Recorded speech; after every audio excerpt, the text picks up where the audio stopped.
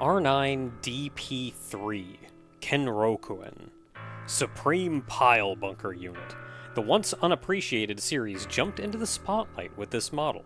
Nobody forgets its name after seeing the brutal weapon in action. This weapon's claim to fame is the Pile Bunker.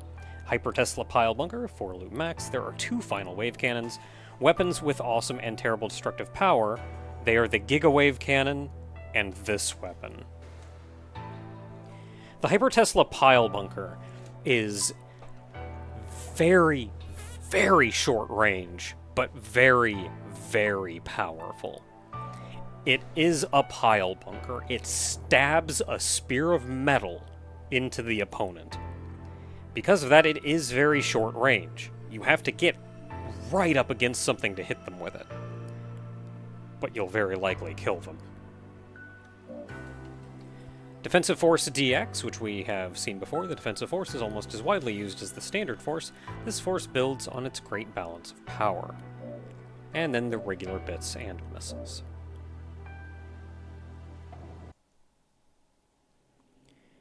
Stage Y5, Forgotten Lab. This is the deserted lab from R-Type Final. Let's start with the right ship.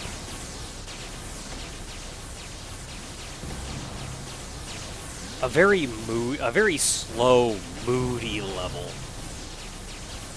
I quite enjoyed this stage, really, at the end of the day. Oh, we can see something through the glass. It looks familiar. It is good to have a reasonable ship. For once.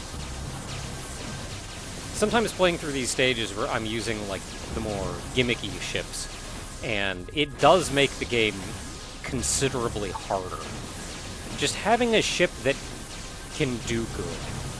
Admittedly, the wave cannon on this one I never really got a good chance to use. Its force is powerful enough that for the most part I can just use the force for things. And while I tried to charge up and use the...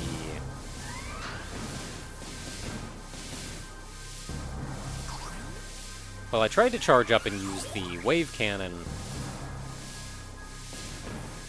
I never really had the luck.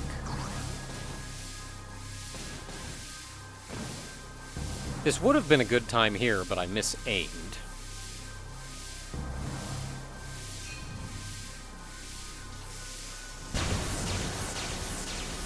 Because as it turns out, the only thing you can really hurt is the little shooty bit on the very top of it. You can't hurt the rest of it, which is where I fired the wave cannon.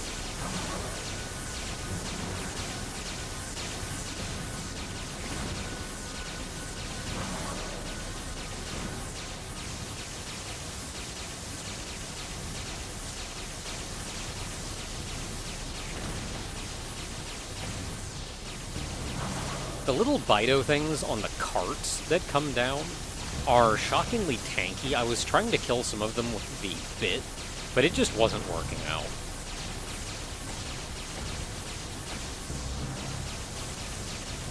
Still, overall, not terribly difficult. As with everything else so far, you just have to be careful.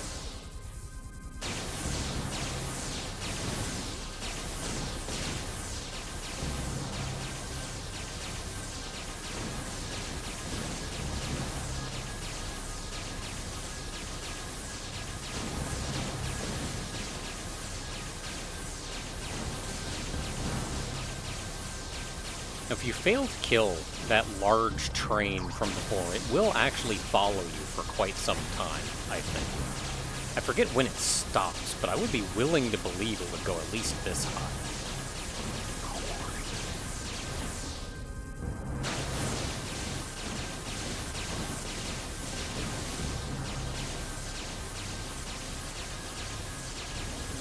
Or perhaps not. Maybe it stops at the first one of these levers that opens up, and I think we saw one of those earlier after we defeated it.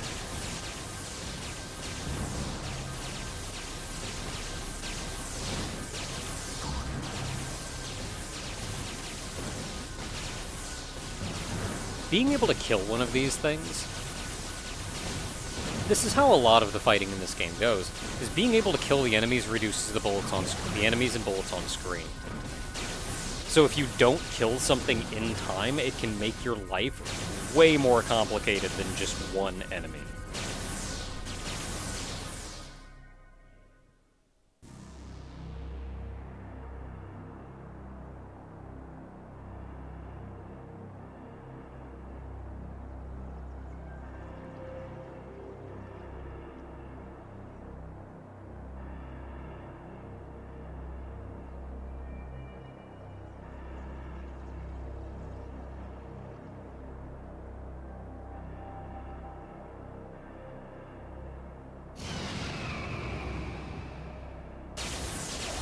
It's subatomic! The first boss from R-Type 2. Ah, you thought it was Do-Ceratops because that's who was in here beforehand. Joke's on you, it is Do-Ceratops!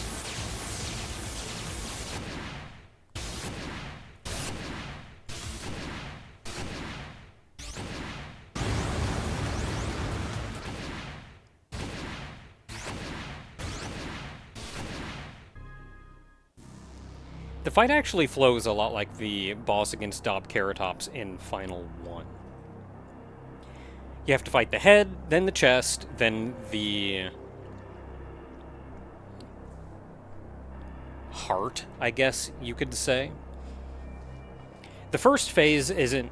I don't think any of the phases are especially difficult, but there is a long turnaround on retries.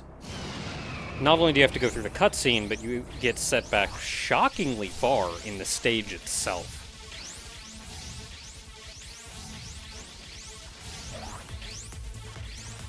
And also, I would have very much enjoyed having a red for this, but I don't think there are many reds in this stage. At the very least, there aren't any at the very end, just blue and yellow.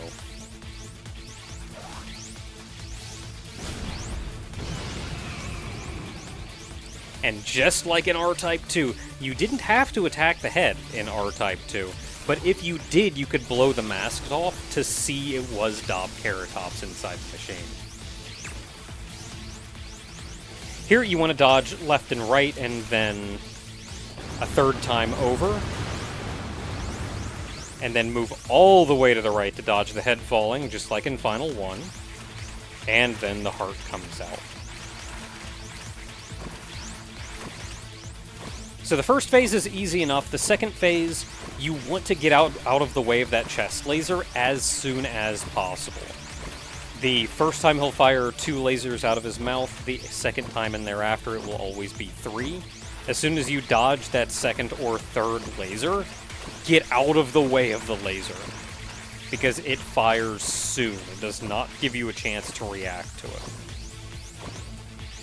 Now, this is especially where I would have liked to have red. Even though blue did help considerably against the second phase, red would have made very short work against this phase. I tried to hang close to get as much beam damage as I could, but it just doesn't have the oomph.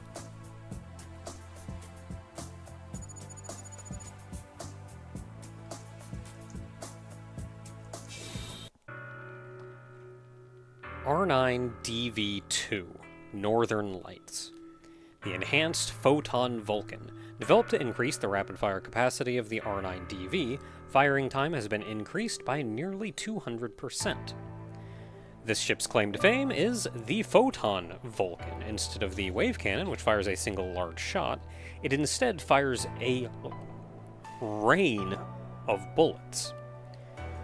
3-Loop Max successfully extended the continuous rapid fire time of the Photon Vulcan. However, the weapon is not very effective against large Bido. Once again, the Defensive Force DX. The Defensive Force is almost as widely as Standard Force. Force builds on its great balance of power. And then the regular bits and missiles.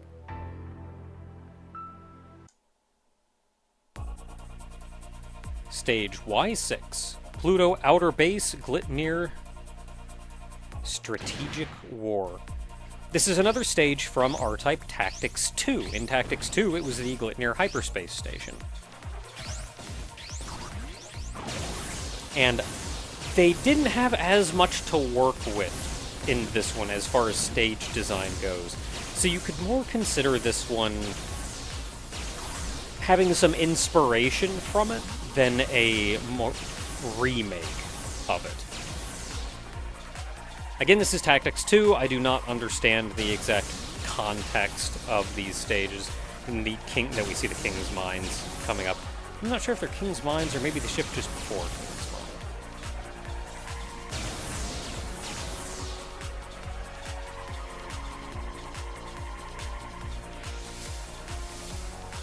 Again, this is more of a final themed stage. These guys are very tanky.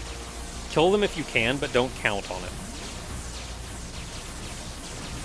And by final theme stage, I typically mean a more emotional, a little more empty, I want to say, stage.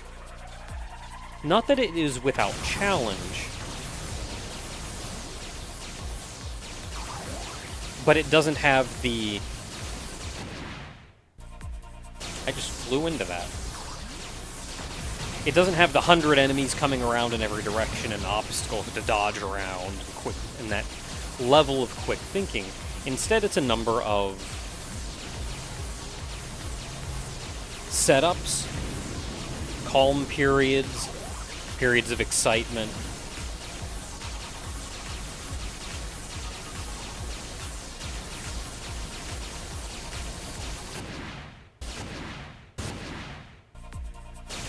I had a very hard time getting by these guys. This is one of the issues with dealing with force-wielding enemies. For the most part, don't worry about them. Like, kill them if you can get behind them, but, like, don't feel obligated to kill them. And then force behind you for what's coming up. Because a pretty fair number of ships are going to fly in from the left. I don't think any of them really do anything, but they're more of the Gallic ships, so they would have a homing charge beam that would be kind of a pain in the butt.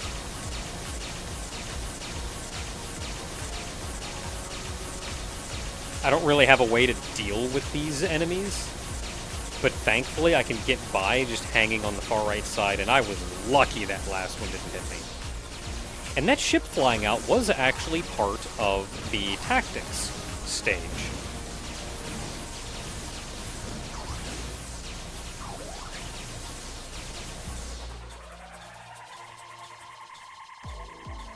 And this brings us up to a similar boss fight as the one that we had in the other tactics stage.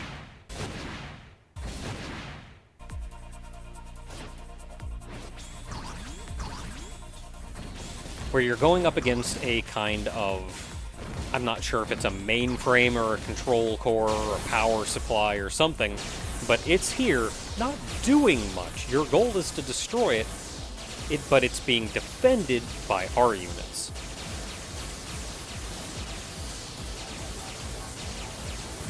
Force on your back, so you can shoot this one white one in particular. And then it's kind of the same deal as before.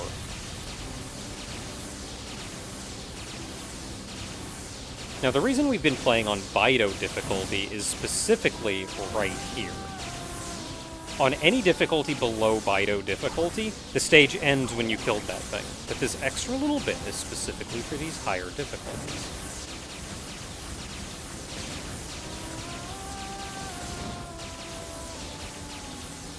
Not many of these ships shoot at you, so just focus on dodging. Once the screen starts moving to the right, you no longer have to worry about enemies coming from the left.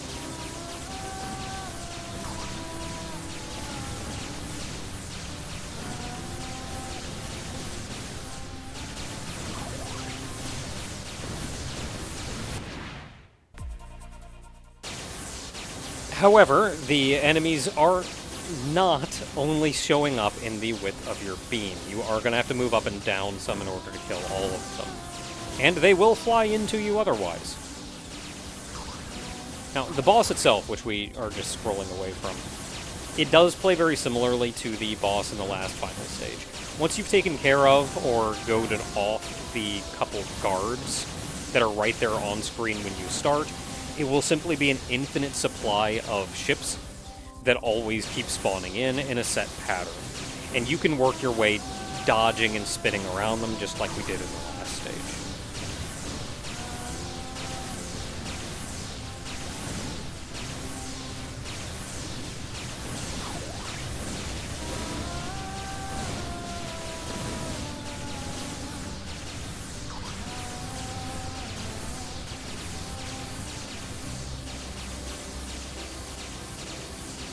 I noticed, right around now, that none of these ships were shooting at me, or veering towards me, or anything. I think they're just trying to leave. We are chasing the ship, however.